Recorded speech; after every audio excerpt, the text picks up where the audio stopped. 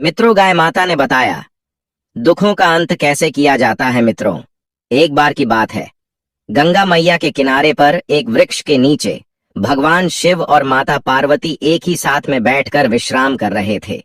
तभी एक गाय वहीं पर पहुंच जाती है और भगवान भोले बाबा से कहती है, हे प्रभु, आज मैं आपसे मनुष्यों के कल्याण हेतु एक बहुत ही महत्वपूर्ण प्रश्न करने आई हूँ। फिर भगवान भोले बाबा कहते हैं, हे गौ माता, आप मनुष्यों के कल्याण हेतु कौन सा प्रश्न पूछना चाहती हैं? तब वह गाय कहती है, हे भगवान, मेरा प्रश्न यह है कि कोई भी मनुष्य अपने दुखों का अंत कैसे कर सकता है। मित्रों, फिर आगे वह गाय कहती है, हे प्रभु, इस प्रश्न का उत्तर आपसे भला अच्छा कौन दे सकता है, इसलिए आप ही आज बताइए कि दुखों का अंत कैसे किया जाए। फिर भगवान भोलेनाथ कहते हैं, हे गाय माता, आज मैं कथा सुनाने जा रहा हूँ। मित्रों, फिर भगवान भोलेनाथ गौ माता को कथा सुनाते हुए कहते हैं, हे गाय, एक चंदनपुर नाम का नगर था। उस नगर में एक विक्रम सिंह नाम का राजा राज्य करता था। एक दिन शाम का समय था। वह राजा जंगल से शिकार खेलकर अपने राज्य को वापस लौट रहा था कि तभी रास्ते में उन्होंने देखा एक बालक जलती हुई चिता के पास खड़ा था। बालक को देखकर राजा अपने घोड़े से उतरे और बालक के नजदीक जाने लगे।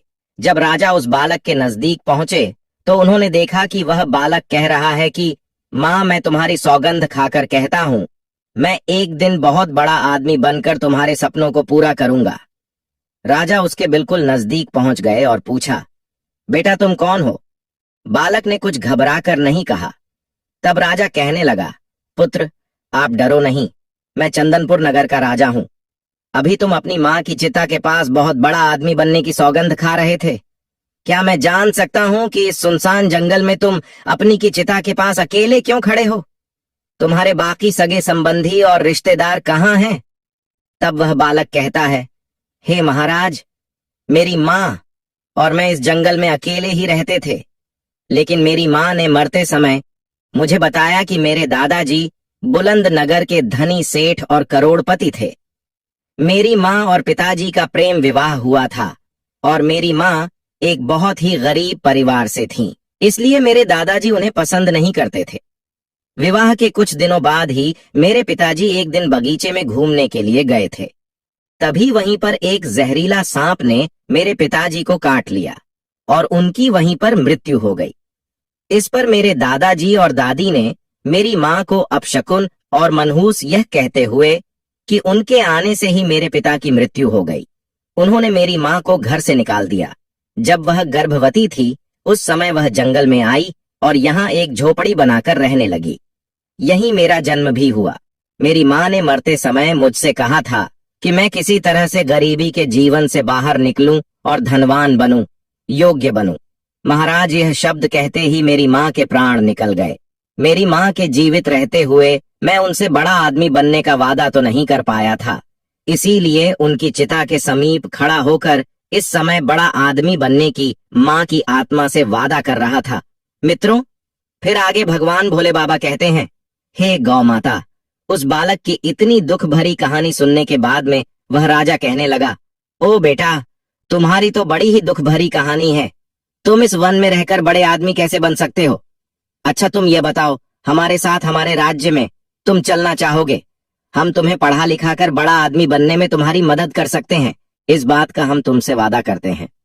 फिर वह बालक कहता है, तब तो महाराज, मैं आपके साथ बड़ी खुशी से चलने को तैयार हूं। फिर वह राजा के साथ उसके राजमहल की तरफ चल दिया। राजमहल में पहुंचने पर रानी ने पूछा, ये कौन है महाराज, और इसका नाम क्या है? राजा ने कहा, रानी, इसका नाम भीमसेन है। आज से यह हमारे महल में रहकर शिक्षा ग्रहण करेंगे। रानी मन में सोचने लगी, महाराज भी न जाने कैसे कैसे नमूने उठाकर महल में ले आते हैं, इन्हें कौन समझाए कि यह महल है, कोई अनाथालय नहीं है। राजा ने कहा, महारानी आप किस सोच में पड़ गई? रानी ने कहा, कुछ नहीं महाराज, आप आज्ञा कीजिए। राजा ने कहा, महारानी, आज से भीमसेन तुम्हारी छत्र छाया में पलेगा। राजकुमार और राजकुमारी की तरह ही अब तुम्हें इसका ध्यान भी रखना पड़ेगा। रानी ने कहा, ठीक है महाराज। मित्रों, फिर आगे कथा को सुनाते हुए भगवान भोलेनाथ ने कहा, हे गाय माता, उस रात वह बालक भीमसेन सोचने लगा कि मेरी इतनी अच्छी किस्मत है कि मैं राजमहल में पहुंच आया हूं। दूसरी तरफ वह महारानी सोच रही थी कि भीमसेन को महल से निकालने के लिए मुझे कल कुछ करना ही होगा। जिस दिन राजकुमार, राजकुमारी और भीमसेन को भोजन परोसा गया, उस दिन राजकुमार और राजकुमारी को सोने की थाली में खाना दिया गया, जबकि भीमसेन को पत्ते पर भोजन परोसा गया। इससे भीमसेन नाराज हो गया और कहा कि मैं पत्ते पर खाना नहीं खाऊंगा। रानी ने पूछा कि क्या तुम पत्ते पर भोजन नहीं कर सकते हो? भीमसेन ने जवाब दिया, महारानी, खा सकता हूं, लेकिन मुझे यह भेदभाव पसंद नहीं आया, क्योंकि आप लोग सोने की थाली में खाना परसे हो और मेरे लिए पत्तल में। रानी ने तब कहा कि अगर तुम राजाओं और महाराजाओं की तरह खाना चाहते हो तो खाओ, वरना ना खाओ। भीमसेन ने कहा कि हम तब तक नहीं खाएंगे जब तक कि मुझे सम्मान के साथ सोने की थाली में भोजन नहीं परोसा जाता। इससे नाराज होकर भीमसेन महल से चला गया और उसी जंगल की ओर लौट गया जहां से वह पहले था। जब महाराज महल में आए और उन्हें पूरी घटना का पता चला तो उन्होंने रानी से पूछा कि भीमसेन को सोने की थाली में भोजन क्यों नहीं परोसा गया।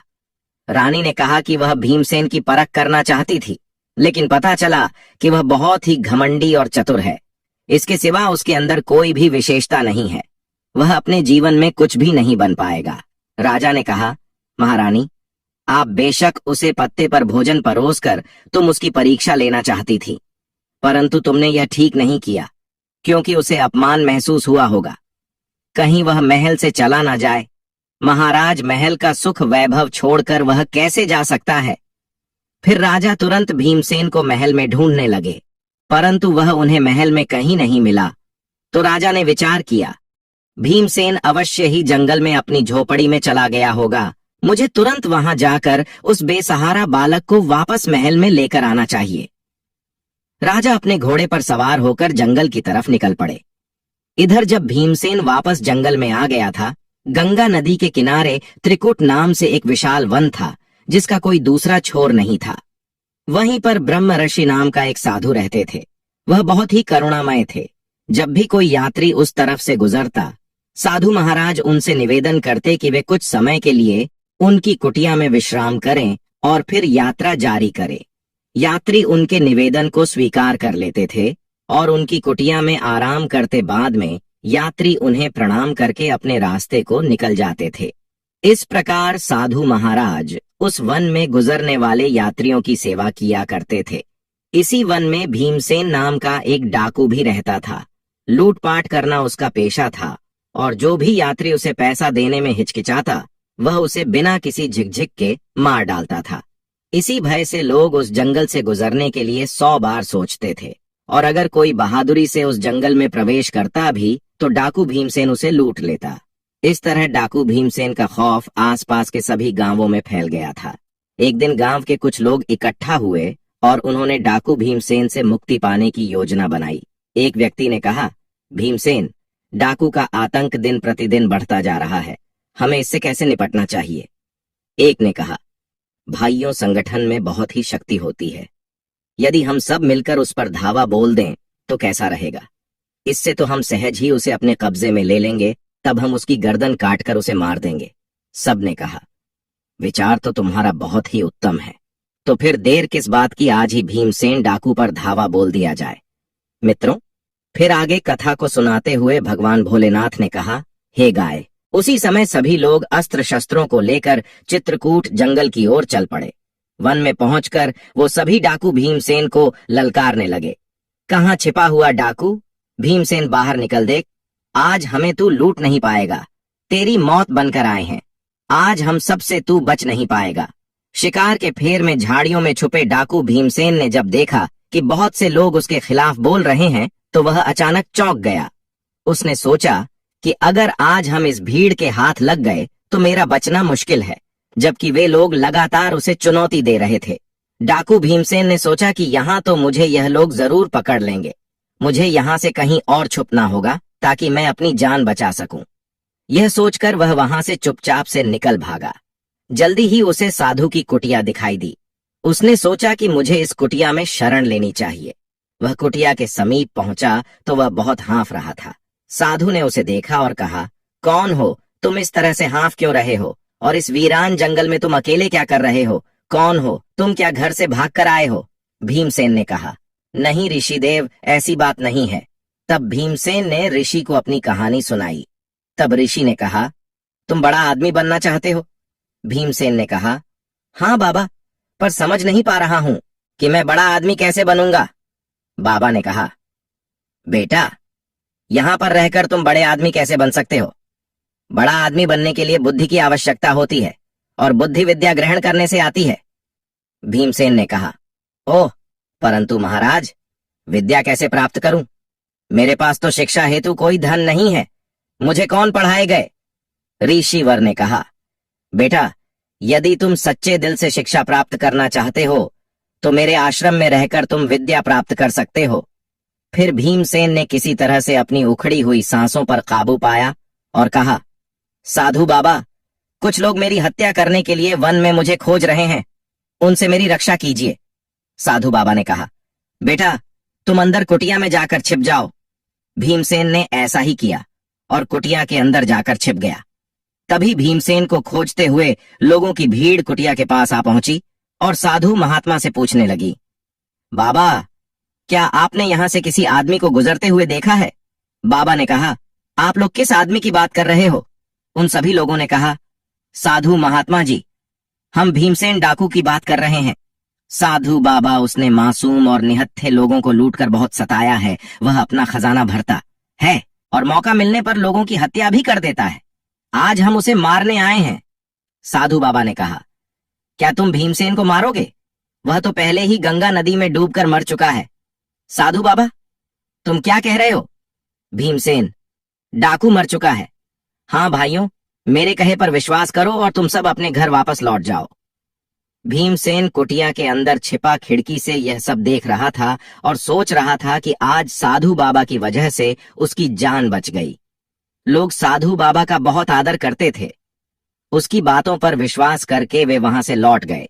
जब लोग चले गए तो डाकू कुटिया से बाहर आया और साधु बाबा से पूछने लगा, साधु बाबा, आपने मेरे बारे में उन लोगों से झूठ क्यों बोला? साधु बाबा ने कहा, मैंने उनसे क्या झूठ बोला था भीमसेन? तुम्हारे अंदर का डाकू मर चुका था, इसलिए तुम डर कर मेरी मदद मांगने आए थे।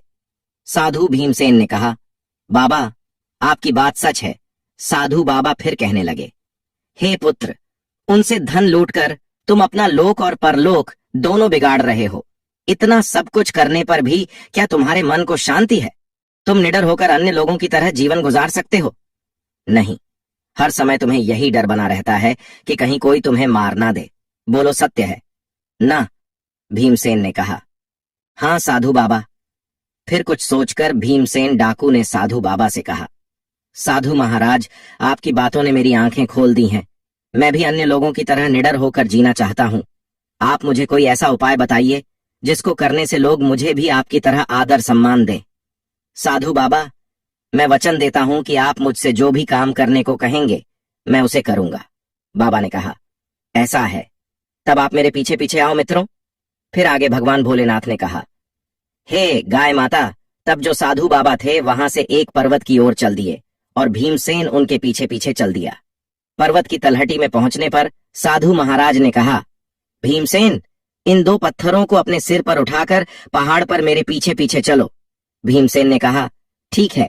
साधु बाबा भीमसेन ने ऐसा ही किया और उसने दोनों पत्थर उठा लिए और अपने सिर पर रखकर साधु बाबा के पीछे पीछे चलने लगा। कुछ ही कदम चलने पर वह थकने लगा। तब साधु महाराज ने पूछा, क्या हुआ? भीमसेन ने कहा, साधु बाबा, ये पत्थर बहुत भारी हैं। साधु ने कहा, अच्छा, एक पत्थर फेंक दो। भीमसेन ने तुरंत एक पत्थर फेंक दिया और फिर से साधु के पीछे चलने लगा। कुछ दूर जाने पर भीमसेन ने कहा, साधु बाबा, यह अकेला पत्थर भी कम भारी नहीं है, अब मैं चढ़ाई नहीं कर सकता। साधु बाबा ने कहा, ठीक है, इसे भी नीचे फेंक दो और मेरे पीछे पीछे आओ। भीमसेन ने दूसरा पत्थर भी फेंक दिया और साधु बाबा के पीछे पहाड़ पर चढ़ने लगा। अब वह आसानी से पहाड़ की चोटी पर पहुंच गया। वहां पहुंचकर भीमसेन ने कहा, साधु बाबा, आप मुझे यहाँ पर क्यों लाए हैं? साधु बाबा ने कहा, तुम्हें एक शिक्षा देने के लिए। देखो, अब तक तुम्हारे सिर पर लूटमार और हत्यारोपी 2 भारी पत्थरों का बोझ था जो तुम्हें जनप्रिय रूपी पहाड़ पर चढ़ने नहीं देता था। लिए तुम एक काम करो, आज से तुम लूटमार और हत्याएं करना बंद कर दो। जिन लोगों का धन तुमने आज तक लूटा है उन्हें वापस कर दो, तब जाकर तुम भी सब लोगों के प्रिय बन जाओगे। तभी सब जगह भले आदमी के रूप में तुम पहचाने जाओगे। भीमसेन बोला, ठीक है साधु बाबा, मैं ऐसा ही करूंगा। लेकिन मुझे यह पता नहीं था कि जिन लोगों से मैंने धन चुराया था वे कौन थे और कहाँ के निवासी थे। फिर साधु बाबा कहते हैं, इसलिए तुम यह करो कि चुराया हुआ धन गरीबों और भिखारियों में बांट दो। भीमसेन बोले, ठीक है साधु बाबा, मैं ऐसा ही करूंगा। भीमसेन ने ऐसा ही किया और भेष बदलकर शहर में गया और अपने साथ लाए हुए सारे धन को गरीबों और जरूरतमंदों में बांट दिया। धन बांटने के बाद भीमसेन वापस वन में साधु बाबा के पास आया। साधु बाबा से कहा, बाबा मुझे अपनी शरण में ले लो, मैंने अब तक कोई भी अच्छी बात नहीं सीखी है। मुझे अच्छी ज्ञान भरी बातें सिखाकर मेरे जन्म को सार्थक बना दो। साधु बाबा ने उसे अपना शिष्य बना लिया और कहा, भीमसेन जहां तक हो सके हमेशा दूसरों की मदद करो, दूसरों की सहायता करो। यही मानवता की सच्ची सेवा है और यही भगवान की सेवा है। भीमसेन ने सच्चे दिल से साधु बाबा की सेवा की और साधु बाबा के सानिध्य में 5 वर्ष बिताए। इसी बीच साधु बाबा की कृपा से वह अत्यंत ही बुद्धिमान और सच्चे चरित्र वाला बन चुका था। तब एक दिन साधु बाबा ने भीमसेन से कहा, भीमसेन आज तुम्हारी शिक्षा पूरी हुई है। भीमसेन ने कहा, पर मैं शिक्षा का मूल्य कैसे चुकाऊंगा? साधु बाबा ने उत्तर दिया, बेटा शिक्षा का कोई मूल्य नहीं होता, यह तो अमूल्य है। भीमसेन साधु बाबा के साथ वहां रहकर उसने शिक्षा प्रारंभ की। साथ ही वह आश्रम के कामों में ऋषिवर की मदद भी करता था। इसी प्रकार वर्षों बीत गए और भीमसेन युवा हो गया। एक दिन ऋषि ने कहा, भीमसेन आज तुम्हारी शिक्षा संपूर्ण होती है। मुझे गर्व है कि तुम मेरे सबसे योग्य और बुद्धिमान शिष्य हो। अपनी बुद्धि का प्रयोग कर तुम कठिनाइयों में भी सफलता प्राप्त कर सकोगे। यह मेरा आशीर्वाद है। अब तुम एक आदर्श पुरुष के रूप में परिवर्तित हो चुके हो। भीमसेन ने कहा, अब मुझे क्या करना है गुरुदेव? साधु बाबा बोले, भीमसेन अभी तुम युवा हो, अभी तुम्हारे सामने एक लंबा पूरा जीवन पड़ा हुआ है। इसीलिए अब तुम्हें कोई कार्य करके अपना जीवन यापन करना होगा। भीमसेन ने निराश होते हुए कहा, गुरुदेव सब जगह मैं एक डाकू के रूप में बदनाम हूं, भला मुझ जैसे आदमी को कौन काम देगा? साधु बाबा ने कहा, जाओ अपनी इस बुद्धि के बल के सहारे जीवन के कुरुक्षेत्र में सफल योद्धा बनकर उतर जाओ। फिर उसने निश्चय किया कि वह चंदनपुर जाएगा। चंदनपुर वही राज्य था जहां के राजा ने एक बार बचपन के समय में भीमसेन को आश्रय दिया था, परंतु उसकी रानी ने अपमानित करके भीमसेन को निकाल दिया था। जब भीमसेन चंदनपुर में पहुंचा तब उसे मालूम हुआ कि वहां के मंत्री की आकस्मिक मृत्यु हो चुकी है और इसीलिए मंत्री का पद खाली पड़ा था। राजमहल की राज्य सभा में आज मंत्री के खाली पड़े पद पर योग्य उम्मीदवार का चुनाव करना था। भीमसेन भी उस समय राजा के दरबार में पहुंच गया और वहां पर जो कुछ भी घटित हो रहा था उसे भीमसेन बड़े ही ध्यान से देखने लगा। उस समय राजा अपने सिंहासन पर बैठे थे और उनके सेनापति ने कहा, महाराज मंत्री की आकस्मिक मृत्यु से मंत्री का पद खाली हो गया। यह पद ज्यादा दिनों तक खाली नहीं रखना चाहिए। राजा ने कहा, सेनापति जी आप बिल्कुल ठीक कह रहे हैं। आज तक जो परंपरा चली आ रही है उसी के अनुसार मंत्री के पुत्र सारंग को मंत्री का पद सौंपा जाएगा। सेनापति ने कहा, पर क्या सारंग इस पद के लायक है? राजा कहते हैं, चाहे लायक हो या ना हो, राज की परंपरा के अनुसार यह पद उसे ही सौंपा जाएगा। हम अब दरबार में इसकी घोषणा करेंगे। इतने में भीमसेन आगे बढ़ा और बोला, महाराज समय के साथ पुरानी परंपराओं को बदल देना ही समझदारी है। तब एक युवक ने कहा, मेरा नाम किशोर है महाराज, और मैं मंत्री पद के लिए अपना नाम पेश करना चाहता हूं। भीमसेन ने अपना नाम किशोर बताया ताकि राजा विक्रम सिंह उसे पहचान ना पाए। बहुत सालों के बाद राजा विक्रम सिंह बूढ़े हो चुके थे। फिर भीमसेन ने कहा, महाराज आप जैसे चाहे उसी प्रकार मेरी परीक्षा ले सकते हैं। यदि मैं आपकी कसौटी पर खरा उतरा तो ठीक है, वरना आप मुझे जो सजा देना चाहे दे सकते हैं। राजा ने कहा, युवक तुमने जो सलाह दी है राज्य की परंपराओं को बदलने की, हम उसे मानते हैं। उस सलाह पर हम तभी अमल कर सकते हैं जब तुम हमारे द्वारा ली गई परीक्षा में उत्तीर्ण हो जाओगे। हम सारंग और तुम्हारी दोनों की परीक्षा लेंगे। जो भी इस परीक्षा में उत्तीर्ण होगा उसे हम चंदनपुर का मंत्री बनाएंगे। राजा विक्रम सिंह के आदेश पर सोने की म्यान में रखी हुई 2 तलवारें तुरंत राज दरबार में पेश की गई। तब राजा विक्रम सिंह ने सारंग को एक तलवार दी और कहा, सारंग, तुम्हें उत्तर दिशा में जाना है और वहां के समीप राज्य केसरपुर में जाकर वहां के राजा केसर सिंह को यह भेंट देकर आना है। उसके बाद महाराज ने एक सोने की तलवार किशोर को दी। कहा, किशोर, तुम्हें पश्चिम दिशा के सीमावर्ती राज्य विशालपुरम में जाकर राजा विशाल तक यह भेंट पहुंचाना है। दोनों उसी समय तलवारें लेकर अपनी अपनी दिशाओं की ओर चल दिए। जब सारंग उत्तर दिशा में स्थित केसरपुर राजा के राज्य दरबार में पहुंचा, तब उसने वहां के राजा से कहा, राजन, मैं चंदनपुर के राजा विक्रम सिंह के द्वारा भेजा गया राजदूत हूं। हमारे महाराज ने आपके लिए यह सोने की तलवार उपहार में भेजी है। फिर उन्होंने राजदूत से कहा, हम आपके महाराज के इस उपहार को स्वीकार करते हैं। लेकिन जब महाराज ने तलवार को म्यान से निकाला तो उन्होंने देखा कि तलवार की नोक पर लाल रंग लगा हुआ था। राजा ने पूछा, यह क्या? तलवार की नोक पर लाल रंग क्यों लगा है? राजदूत, इसका क्या अर्थ है? हम इसे समझ नहीं पा रहे हैं। तब सारंग ने मन ही मन सोचा, तलवार की नोक पर लगे इस लाल रंग का क्या मतलब? हो सकता है मैं इसका मतलब नहीं जानता। फिर भी इस समय राजा केसर सिंह के सवाल का उत्तर ना देना ठीक नहीं होगा। यह सोचकर उसने कहा, हाँ राजन, लाल रंग का यही रहस्य है कि या तो आप हमारे राजा की तलवार की शक्ति स्वीकार कर लें, वरना हमारे महाराज की खूनी तलवार आपके राज्य में खून की नदियां बहाने से नहीं चूकेगी। यह बात आपको बता दें कि अब युद्ध भूमि में ही शीघ्र तलवार की धार का फैसला हो जाएगा। सेनापति जी, राजा विक्रम सिंह ने लाल रंग की तलवार भेजकर हमें चुनौती दी है। आप आज से ही सेना का संगठन शुरू कर दीजिए। हम बहुत जल्द ही चंदनपुर नगर पर आक्रमण करने की योजना बनाओ। यह सुनकर महाराज सारंग घबरा कर वहां से चले गए। वहीं दूसरी ओर जब भीमसेन विशालपुर पहुंचा और वहां के राजा के सामने पेश हुआ तो राजा ने कहा, राजदूत, इस तलवार की नोक पर लगा लाल रंग हमें समझ नहीं आ रहा है। इसका क्या मतलब है? भीमसेन ने गहरी सोच में पड़ने के बाद कहा, महाराज, हमारे राजा आपका बहुत सम्मान करते हैं। यह तलवार उसी सम्मान का प्रतीक है। तलवार की नोक पर लाल रंग लगाने का मतलब है कि हमारा राजा और उसका राज्य आपकी मित्रता के लिए किसी भी हद तक जा सकते हैं। राजा ने खुश होकर कहा, बहुत अच्छी बात है। मैं आपके राजा की इस मित्रता की तलवार को स्वीकार करता हूं और उनका हार्दिक धन्यवाद करता हूं। मैं भी पूरी कोशिश करूंगा कि आपके राजा का सच्चा मित्र बनूं। मेरा तन मन हमेशा उनके लिए समर्पित रहे। इसके बाद राजा ने कहा, राजदूत, मैं आपके राजा को सेना की एक टुकड़ी और कुछ बहुमूल्य उपहार भेंट कर रहा हूं। भीमसेन ने धन्यवाद कहा और वह सेना की टुकड़ी और बहुमूल्य उपहारों को लेकर चंदनपुर की ओर चल पड़ा। इधर केसरपुर की सेना ने हरिनगर की ओर कूच कर दिया।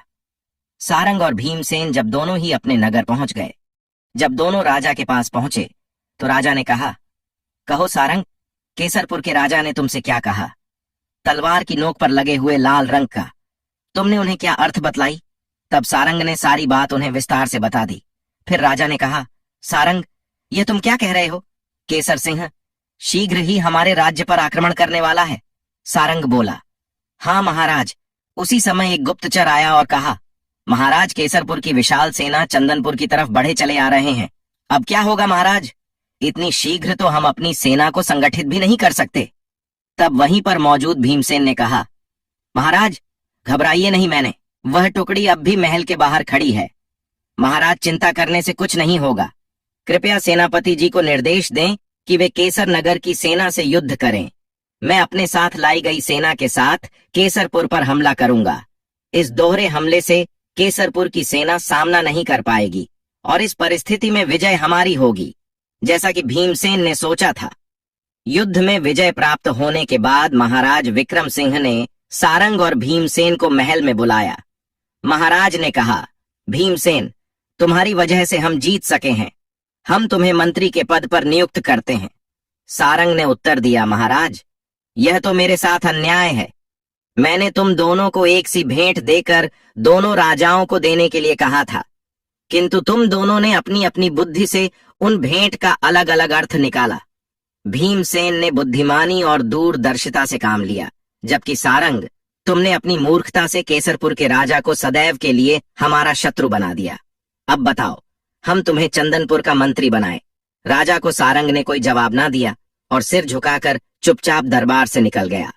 तब महाराज ने घोषणा की, हम भीमसेन यानी किशोर को चंदनपुर नगर का नया मंत्री बनाते हैं। इसके बाद उसी रात को किशोर के मंत्री बनने के सम्मान में उसे राजमहल में भोजन के लिए आमंत्रित किया। तब महारानी ने स्वयं अपने हाथों से किशोर को भोजन परोसा। मंत्री बने हुए किशोर ने कहा, क्षमा करें महाराज, मैं भोजन चांदी की थाली की अपेक्षा सोने की थाली में करना पसंद करूंगा। महारानी ने कहा, ठीक है, हम उसका भी प्रबंध किए देते हैं। जब भीमसेन को सोने की थाली में भोजन परोसा गया तो उसने कहा, देखिए महारानी जी, वह दिन आ ही गया जिसके बारे में आपने कभी मना किया था। महारानी ने पूछा, आप क्या कह रहे हैं? मंत्री जी, मंत्री ने उत्तर दिया, महारानी जी याद कीजिए कि आज से 20 वर्ष पहले आपने भीमसेन नामक बालक को पत्ते पर भोजन परोसा था। रानी बोली, ओह हाँ, याद आया। उस दृढ़ बालक ने तब उस भोजन को खाने से मना कर दिया था और कहा था कि वह तभी इस महल में भोजन करेगा जब उसे सोने की थाली में भोजन परोसा जाएगा। महारानी ने पूछा, लेकिन आपको यह बातें कैसे पता है? भीमसेन ने उत्तर दिया, मैं वही बालक भीमसेन हूं महारानी जी। तब राजा विक्रम सिंह ने महारानी से कहा, देखो मेरी प्रिय रानी, जिस बालक को आपने अहंकारी समझा था वह आज इस राज्य का मंत्री है। मंत्री ने कहा, राजन, यदि महारानी जी ने मुझे उस समय तिरस्कृत नहीं किया होता तो शायद मेरे मन में ऊंचाइयों को छूने की तीव्र इच्छा नहीं जागृत होता है। मैं तो महारानी जी का एहसानमंद हूं, यह तो आपकी विनम्रता है। इस तरह से मंत्री ने कुशलतापूर्वक मंत्री का पद संभाला। फिर एक दिन राजा विक्रम सिंह ने भीमसेन को एक पत्र दिया और कहा, तुम ऊधम पर राज्य जाओ और वहां के राज्य में चोरी काफी बढ़ गई है।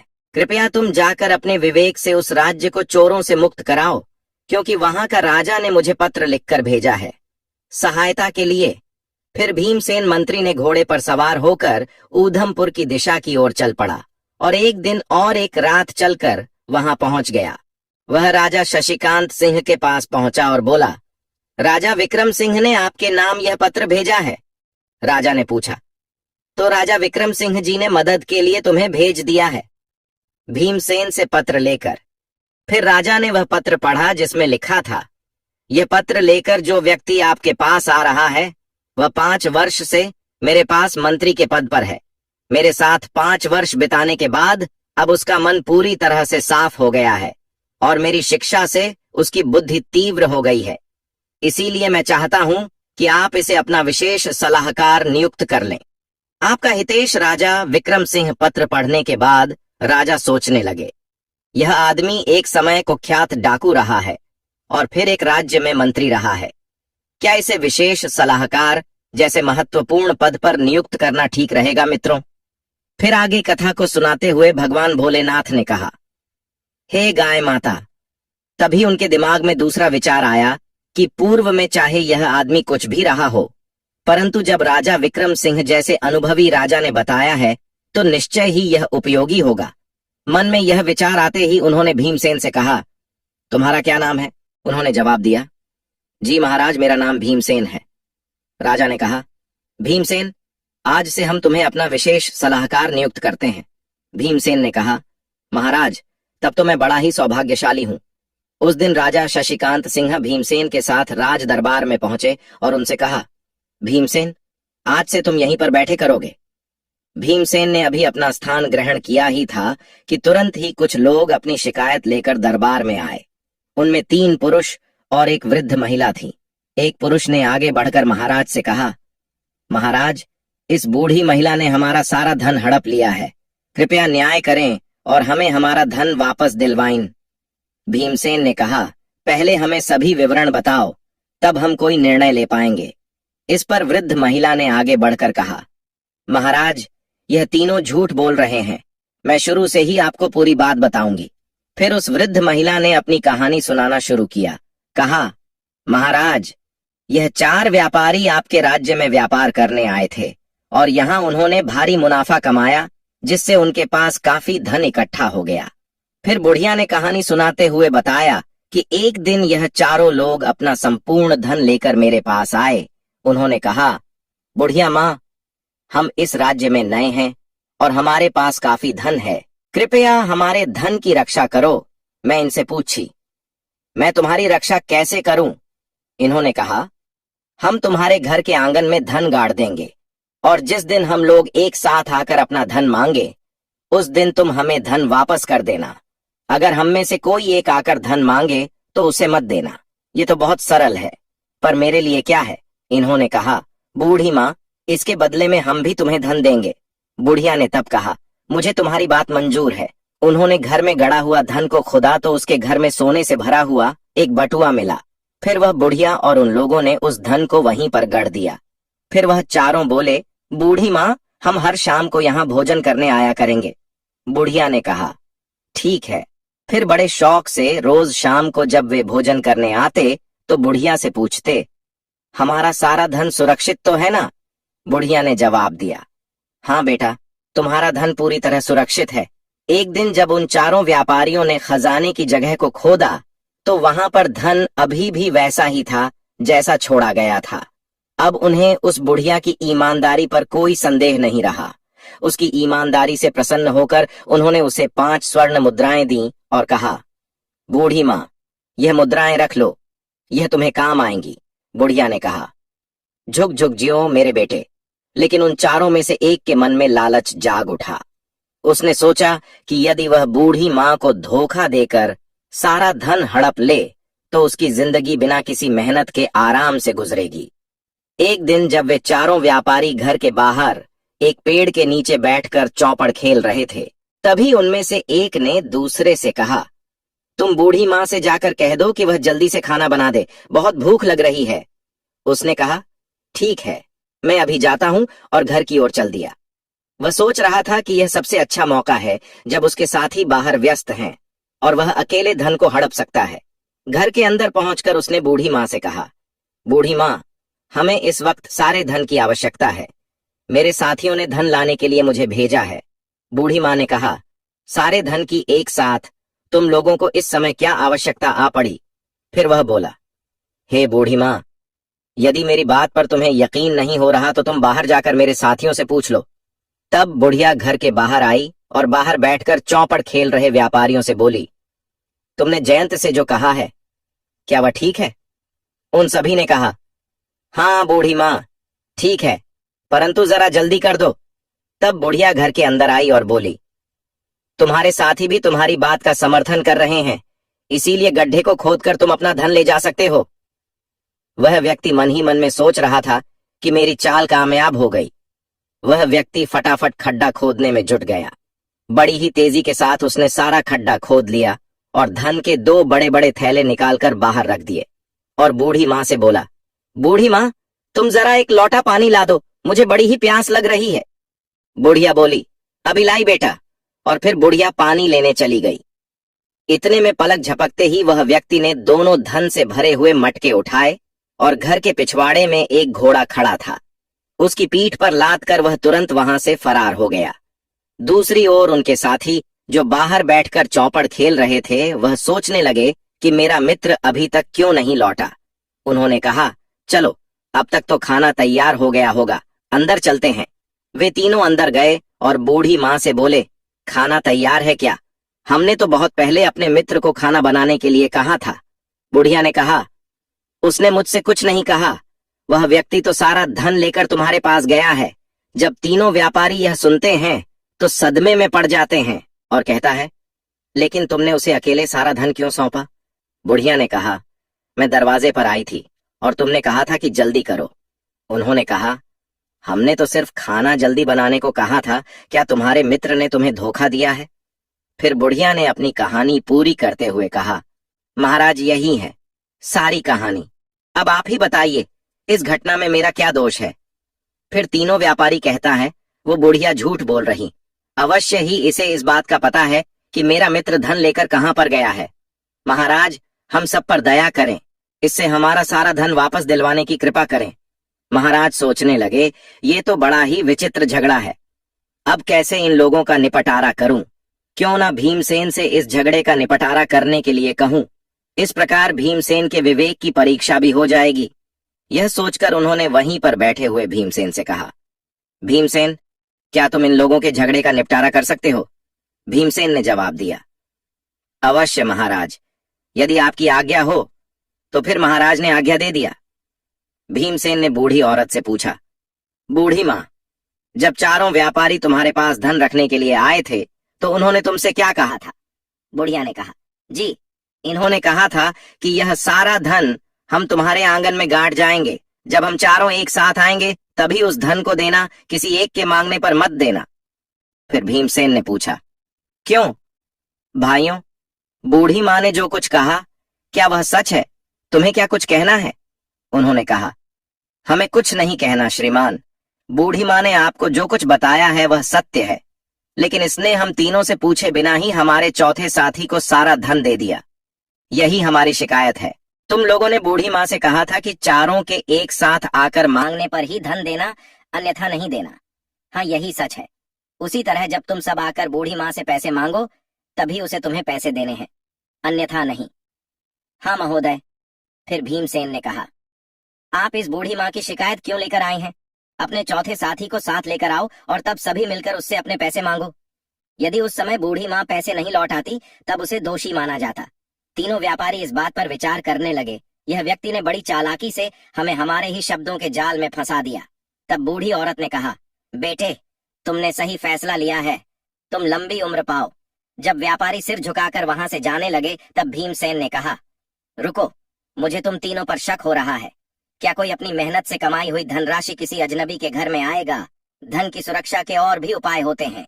सच सच बताओ, तुम्हें यह धन कहाँ से मिला महाराज? उन्होंने कहा, हमने व्यापार से यह धन कमाया है, यही सच है। वे बोले, सच बताओ वरना मैं तुम्हारी खाल में भूसा भरवा दूंगा। भीमसेन से कहा, नहीं महाराज, हम सच कह रहे हैं। वे बोले। भीमसेन ने फिर कहा, अब जल्लादों को बुलवाया जाए इनसे सच उगलवाने के लिए। तभी तीनों चोरों ने सच उगलना शुरू कर दिया और कहा, महाराज, हम चारों साथियों का एक चोरों का गिरोह था और जो धन हमारा चौथा साथी लेकर फरार है वह धन भी चोरी से ही इकट्ठा किया हुआ था। महाराज ने कहा, फिर तो तुम लोग चोर हो। उन सभी ने कहा, हाँ महाराज मित्रों। फिर भगवान भोलेनाथ गौ माता को कथा सुनाते हुए कहते हैं, हे गाय, फिर उस राजा ने अपने सैनिकों को आदेश दिया कि इन तीनों चोरों को जेल में कैद कर दिया जाए और उस बूढ़ी औरत को पूरी इज्जत के साथ राजमहल से विदा कर दिया जाए। महाराज ने भीमसेन से कहा, भीमसेन, तुम परीक्षा में खरे उतरे। तुम्हें हमने अपना विशेष सलाहकार बनाकर उचित किया है। हमें इस फैसले पर सदैव गर्व रहेगा। उस दिन के बाद से राजा शशिकांत सिंह भीमसेन से सलाह लेकर ही अपना प्रत्येक कार्य करते थे। फिर भीमसेन जो डाकू था, अब वह दुनिया का सबसे बड़ा बुद्धिमान और सलाहकार मंत्री कहलाने लगा। इतना कहकर भगवान शिव अपनी कथा को समाप्त करते हैं।